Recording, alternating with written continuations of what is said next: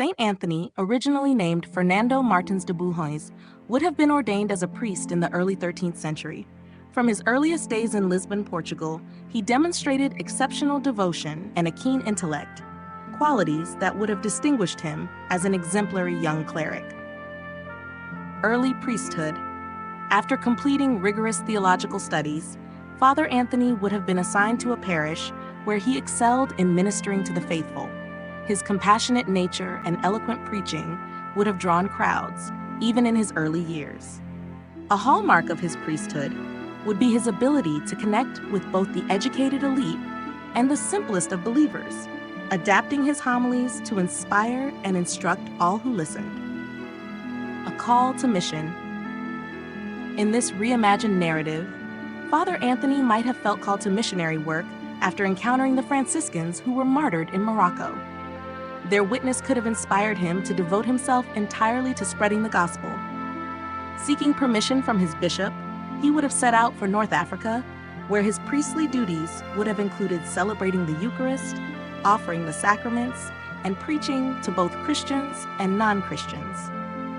Though illness cut his mission short, Father Anthony's zeal for Christ would have led him to a new phase of ministry upon his arrival in Italy. Renowned preacher and priest, Father Anthony's reputation as a preacher would have grown as he journeyed through Italy and southern France. His sermons, characterized by deep theological insight and practical application, would have converted many hearts.